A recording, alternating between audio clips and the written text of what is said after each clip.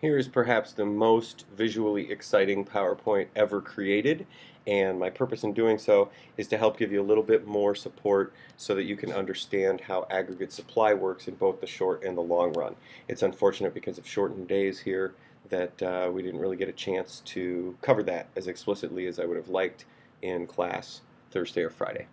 So let's think a little bit about aggregate supply. Its definition is probably about what you would guess. It's the relationship between aggregate price level and the quantity of aggregate output. In other words, it's a relationship between how much stuff costs and how much stuff producers want to make and sell at any given price level.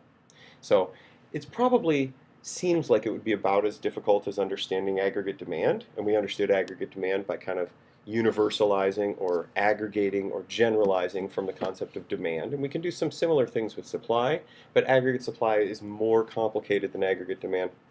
Macroeconomic scholars don't really dispute what AD is made of and why it shifts, but different schools of macroeconomic thought have very different understandings of aggregate supply, and that's been a ground for argument between macroeconomic thinkers since basically the Enlightenment, and certainly there's a big clash between people who basically believe what Adam Smith and the classical economists believed and those who are more of the Keynesian philosophy following the ideas of John Maynard Keynes from the early part of the 20th century. So the aggregate supply curve, it's the amount of real GDP that will be made available by sellers at various price levels, and unlike aggregate demand, it behaves very different in the short run and the long run. And in the next several slides, you'll see that basically in the long run, the idea is that the economy produces a certain amount of stuff that's full employment output or potential GDP, and that's independent of the price level. In the short run, businesses will supply more if the price level is higher and supply less if the price level is lower. So short run aggregate supply is upsloping and looks like regular supply, whereas long run aggregate supply is vertical. Here's why the relationship between the amount of stuff suppliers want to make and the price level is different in the short run and the long run. Sort of to help us get there, I think it's useful to think about what we mean by short and long run. Frequently, students want to know how long is the short run. So anything longer than 3 years or 5 years or 10 years, does that automatically make it the long run? And that's really a misguided way of understanding it. It's more of a conceptual process. The long run is as long as it takes for things to come into adjustment. What things? Well, wages is the magic thing, and other input prices. So for the purposes of this video, when you see wages with a star, probably what I mean really is wages and other input prices. In the short run, we consider the short run as a synonym for sticky wage period or fixed wage period. The prices of goods, finished goods, can change, but the price of labor and other resources stays the same. In the long run, we'll sort of define long run as flexible or variable wage period. So both the prices of goods and services and the prices of resources like labor are considered to be variable in the long run. So an economy reaches the long run when there's been enough time so that wages have been able to come into alignment or balance with whatever changes there would have been in the prices of finished goods. So think about that a little bit more. Why is it that wages would fluctuate but only in the long run, whereas prices can change in the short run? Well, workers go to work, they earn a paycheck, they go to the store, they buy things that they want. And only when they're confronted with extreme changes do they really process the concept of inflation. And I suppose if you think about yourself when you started the course, understanding unemployment, having a job, not having a job, that's a binary condition. That's a pretty simple case to understand. The idea of output, how much stuff we make, that's not a very complicated concept to understand. But things like price level, price index, CPI, you probably found those to be more abstract and obscure when we learned about them in Unit 2. And workers probably don't process them very often either. They don't always buy the exact same commodities when they go to the store. And so sometimes if you go to the store and you say, gosh, my grocery bill's higher, you start looking in the cart and wondering, like, well, what did I buy this time that I normally don't buy? So it might take you a while to figure out that the price level is rising. And this is furthermore complicated by the fact that some goods get more expensive, other goods get cheaper, gas got more expensive, produce is cheaper, meat is more expensive, technology goods are cheaper, and how do I average those together? Our minds don't really gravitate to the weighted market basket average very easily. Um, Also, workers are on long-term labor contracts often. I've perhaps used the example before. I sign a contract with the school district that says I'm going to teach for the 2017-2018 year for this particular salary. I'm going to get 12 payments. They're going to all be the same. And even if prices spike in October, my nominal wage is not going to go up. And if they fall again in February, my nominal wage is not going to go down. So my real wage changes as prices fluctuate, but my nominal wage is fixed, at least for that short run. And in some situations where a union negotiates with management, they might negotiate for a wage package for 2 or longer year period. Even employees that don't have unionized labor or that don't have a long-term labor contract, they might be subject to performance reviews, for example, every 6 or 9 months or every year, and really the only time that the corporation has a way of giving them a raise is in conjunction with a performance review. So there's going to be a lag time between the noticing of prices changing and the getting a raise that matches that increase in the price level. Additionally, when workers ask for raises, even if they have justifiable reasons for doing so, those requests don't instantly become reality. So, in the short run, this sticky wage period, we're thinking of wages per hour wage rate or per year salary rate is not changing, and we're trying to figure out why it is that producers will make more stuff when prices are high and less stuff when prices are low. So to help you through this, you might think about running a business, and you might think about what happens if the good that you produce, the price goes up, but you're still paying the same wages for your employees and the same amounts for other raw materials that you use. And then you might flip that around in your mind and think about how would you act as a producer if the price of the goods you produce went down, but you still have to pay the same old per hour wage rate for your laborers and the same amount for your raw materials. And if you think through that a little bit, if you need to pause the video to think through that a little bit slower, feel free. But if you think through that a bit, my guess is that you'll land on the idea that in the short run here, while wages are fixed, if prices go up, I'm going to try and take advantage of that situation. I can still make stuff for the same amount, so my costs haven't changed, but the price I can sell it for, my benefit, has increased. And we know that when benefit is higher than cost, it makes sense to do more of something.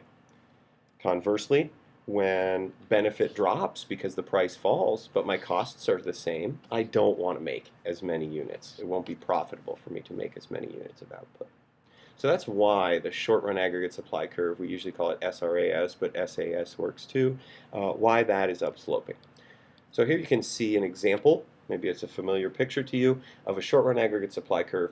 And if you imagine two aggregate demand curves, one intersecting at this point right here, and one intersecting at this point, well, obviously aggregate demand shifted to the left between 1929 and 1933 because of big stock market crash kickstarting Great Depression, and you can see the effects of that, right? Price level dropped, and that caused suppliers to make roughly 25% less output 4 years later. So it's a pretty big decrease in real GDP over a 4-year period. We usually expect real GDP to increase, but here it decreased by 25% over a 4-year period.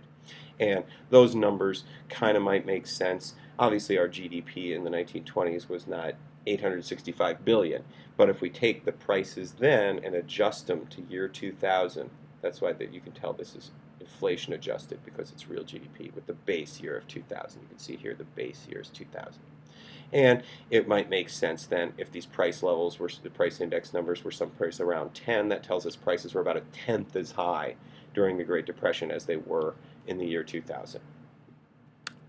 Okay, so what we saw on that previous slide was we slid down and left along a short-run aggregate supply curve. And so I want to emphasize here that sliding along is different than a curve shifting. And that's same as with demand, with supply, with aggregate demand. If we're sliding along SRAS, the only real thing that could cause that would be a change in the price level. If the price level drops, we slide down and left. If the price level rises, we slide up and right. If we're talking about something that might cause a shift in short-run aggregate supply, it has to be something other than the price level. And here are some of those biggies. If the nominal wage rate rises, short-run aggregate supply to the left. If the wage rate drops, short-run aggregate supply to the right. And that's probably the most important one.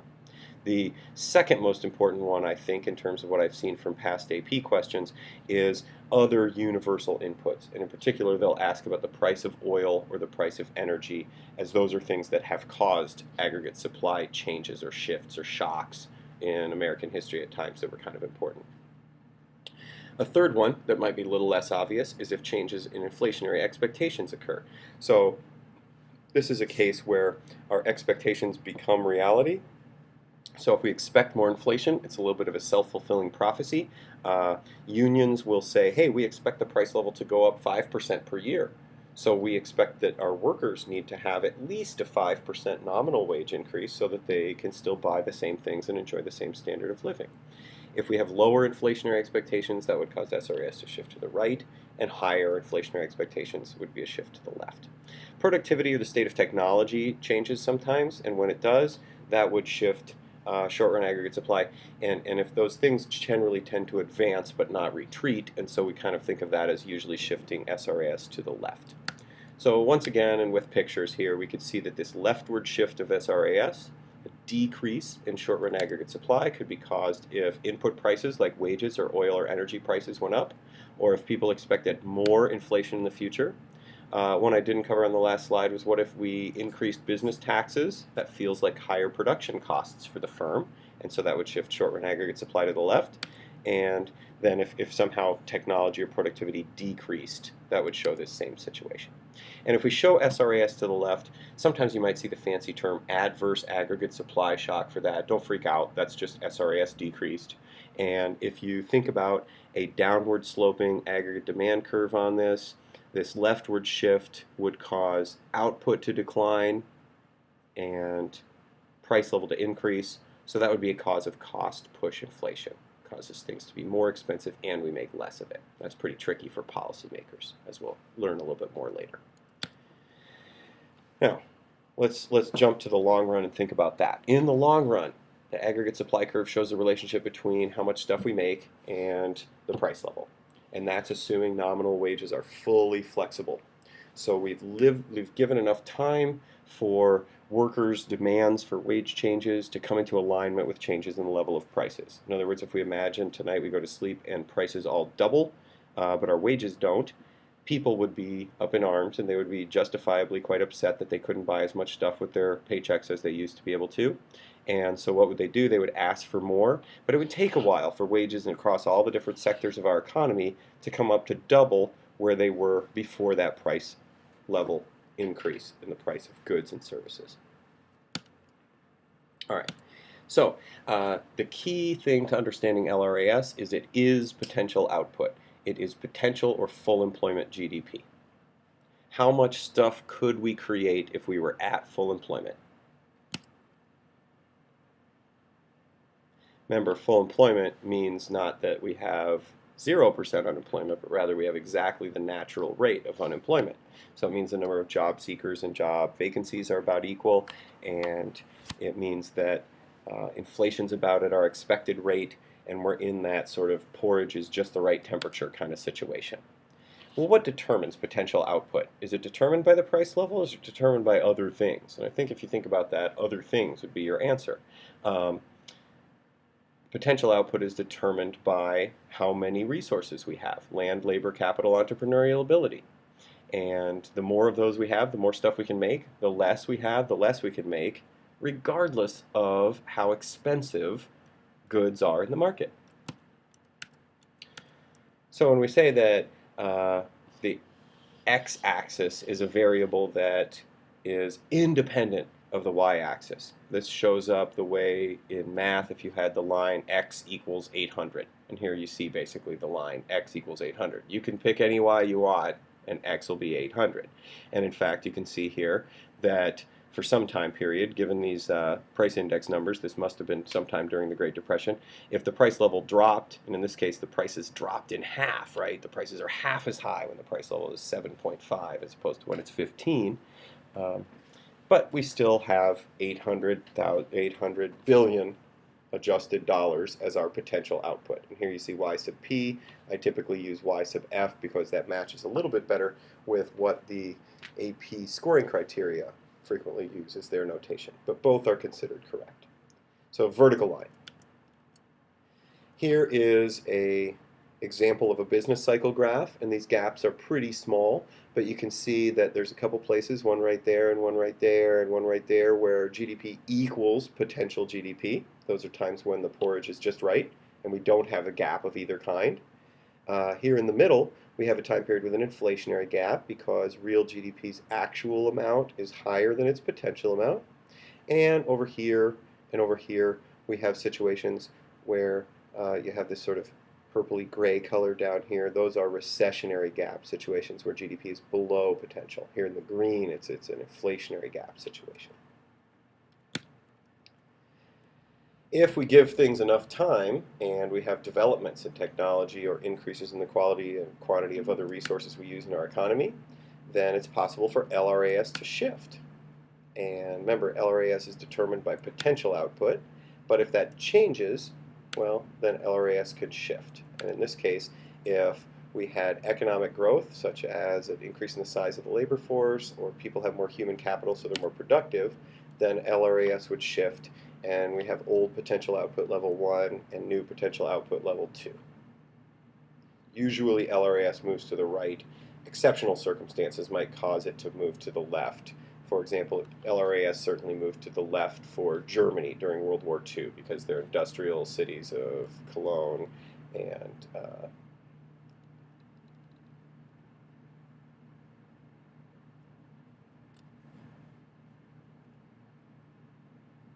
less factories. They couldn't produce nearly as much after the war as before the war.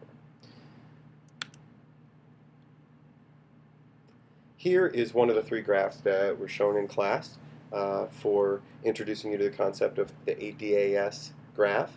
And this one shows what it looks like when we have an inflationary gap. And that's the same thing as saying that we have short-run equilibrium. That's where AD and short-run supply meet. It's above full employment. Green line, LRAS, potential or full employment output, full employment level of GDP, denoted by Y sub F. And Y sub 1 tells us our current level of output. So right now we're making more than the regular amount of stuff. And this horizontal distance in here between the blue dotted line and the green vertical line is our inflationary gap. Up here we have the price level, current price level, and the expected price level. You can see price level is higher than we would expect it to be, and that kind of a situation is telling us that inflation is higher than the norm. Okay. We'll explore some reasons for this later in class, but when we have this situation, we can reasonably infer that we're making more stuff than normal, so it takes more work than normal, which means unemployment is lower than the natural rate. And if unemployment's lower than the natural rate, that means that there's more firms looking for workers than there are workers looking for jobs. So workers are scarce.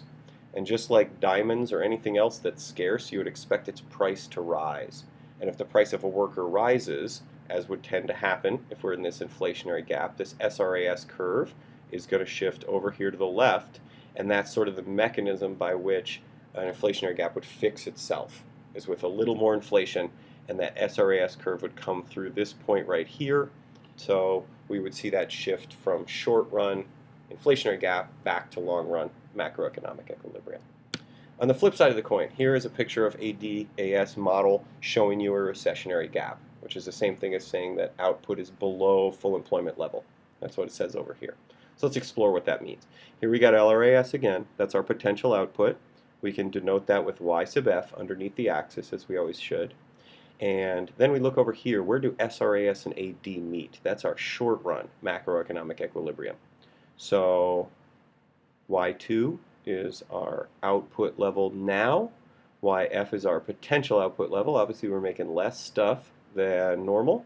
This distance is our recessionary gap. And if we look over here at the price level axis, here that's our current price level. Here was our expected price level. So prices are below what we would expect. So this goes along with the world of less inflation than maybe our 2% norm and higher unemployment because we have lower output. So unemployment would be higher than the natural rate. It means maybe this is a picture reflecting an economy with 6, 7, 8, I don't know, 9% unemployment, something like that. Really more than 5 is the key. What would happen if this situation were prevailing? Well, we have more workers looking for jobs than we have employers looking for workers. So workers are plentiful, jobs are what's scarce. And when something is plentiful, when we have too much of something, its price tends to fall. Now, this is a little controversial among macroeconomists, but for right now, I'd just say it's good for you to lock in with the idea that in the long run, when we have workers being plentiful, wages will tend to fall. And so the idea here, more believed by classical economists than by the Keynesians, is that this short-run aggregate supply curve is going to shift over to the right as wages fall, and it'll pass through this point, and that's how the economy will move from short-run recessionary gap into long-run macroeconomic equilibrium. And once that shifts occur, we'd be back to this picture. So really, you see here between these three slides, these are the three situations an economy could be in. None of these slides really showed shifts, but we'll begin to work on that in the days ahead. Hopefully this video has helped you understand a little bit better about aggregate supply, and look forward to helping you continue that learning in the days and weeks to come.